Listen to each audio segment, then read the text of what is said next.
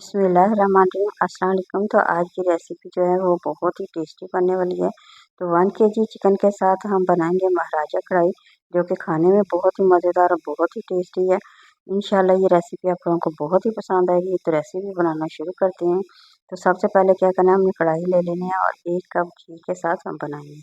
1 cup घी मैंने डाल दिया है, साथ ही एक बड़े साइज़ का प्याज ले लेंगे और इसे हमने डाल देना है। अभी हमने इसे फ्राई नहीं करना, कुछ ऐसी और चीज़ें ऐड करेंगे जिससे इसका जायका बहुत ही मज़ेदार और बहुत ही टेस्टी बनने वाला है।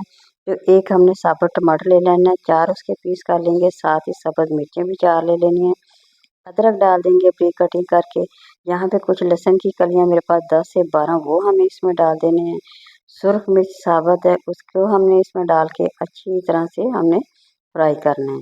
यहाँ पे इसे हमने इतना फ्राई करना है कि इसका एक तो कलर चेंज हो जाए, दूसरा इसमें से प्यारी सी खुशबू आएगी। तो तब हम इसे अच्छी तरह से इसे फ्राई करके इसका मसाला बनाएंगे। तो ये जायके में बहुत ही मज़ेदार, बहुत ही टेस्टी है। तो आप लोगों ने चिकन कढ़ाई बनाई होगी, दूसरे मुख्तलिफ तरीक़ों से चिकन बनाया होगा, मगर इस तरीके से बनाते हैं तो यकीन करें आप लोगों को बहुत ही ज़्यादा पसंद आने वाली ये रेसिपी है। इसका जायका बहुत ही मज़ेदार है, ये खाने में बहुत ही ज़्यादा टेस्टी है।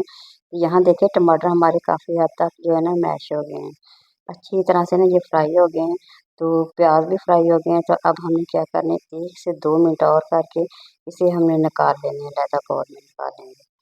तो ये देखिए अभी थोड़ा सा इसका कलर माशाल्लाह ये देखिए चेंज हो गया है। जैसे ये चेंज हो जाएगा तो हमें इसे निकाल लेना है लहदा में। तो अभी प्लेट में रख के हमें थोड़ी देर के लिए रखेंगे।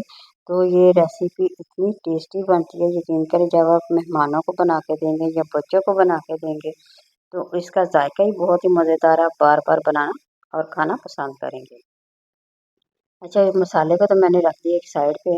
तो अब हमने क्या करना है, चिकन का जो बाकी चिकन ले लेंगे और जो इसका ऑयल बाकी का बचा है उसमें हमने इसे फ्राई कर लेना है। इतना फ्राई करेंगे एक तो इसका कलर चेंज हो जाए, इसमें से जितनी भी चिकन की स्मेल होती है ना वो तमाम की तमाम जब ख़त्म हो जाएगी तो फिर बाकी का हम अपना अगला स्टेप करेंगे। तो सबसे पहले क्या करना है, हमें इसे अच्छी तरह से फ्राई कर लेना है। ये देखिए आँच को मीडियम रख के अच्छी तरह से हमने फ्राई करना है। इस तरह से एक तो इसका जायका जो होता है वो बहुत ही ज़्यादा टेस्टी बनता है, खाने में बहुत ही मज़ेदार आप लोगों को लगेगा। तो ये मेहमानों को जब देंगे वो भी आप लोगों की यकीन करें तारीफ़ किए बगैर रह ही नहीं सकेंगे, ये इतना जायकेदार बनता है। तो यहाँ देखिए मैंने काफ़ी हद तक इसे फ्राई कर लिया है। साथ ही हमने क्या करना है, वो मसाले को जो मैंने प्याज का निकाला था, टमाटर अदरक लहसुन डाल के जो हमने फ्राई किया था उसे हमें क्या करना है, ब्लेंड करके रख लेंगे। जैसे ही ठंडा होगा तो उसे हमने ब्लेंड कर लेना है। तो यहाँ पे देखिए इसका कलर चेंज हो गया, ये जो मसाला मैंने बिल्कुल रेडी कर लिया है, इसे हमने अच्छी तरह से ब्लेंड कर लिया है। तो इसकी देखिए कितनी ज़बरदस्त सी ग्रेवी बन गई है।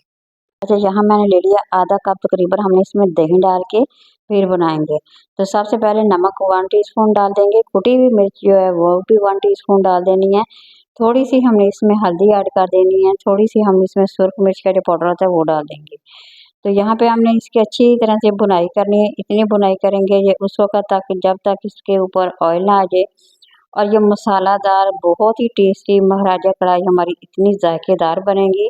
आप लोगों ने क्या करना है, ज़रूर बनाना और कमेंट में मेरे साथ ज़रूर शेयर करें। नए देखने वाले मेरे चैनल को ज़रूर सब्सक्राइब करें। यहाँ पे हमने इसकी अच्छी तरह से ना भुनाई कर देनी है। तकरीबन उस वक़्त तक करेंगे ऑयल ऊपर आ जाएगा, फिर इसकी खुशबू भी आने लगेगी। आप लोगों को पता भी चल जाएगा कि तकरीबन इसकी भुनाई हो चुकी है। यहाँ पे देखिए माशाल्लाह इसका कलर भी चेंज हो चुका है और इस काफ़ी हद तक इसका ऑयल जो है ना वो ऊपर आ गया है। तब मज़ीद 1 से 2 मिनट और करें और इसे डिश आउट करके जब आप खाएँगे तो ज़रूर आप लोगों ने कमेंट में मेरे साथ शेयर करना है, आप लोगों को ये रेसिपी कैसी लगी। यहाँ पे देखें तकरीबन यहाँ पे तकरीबन हमारी जो रेसिपी है ना वो तैयार हो गई है। तो सब्ज़ मिर्चों की बारीक सी कटिंग करके वो डालेंगे तो और प्यारी खुशबू आएगी।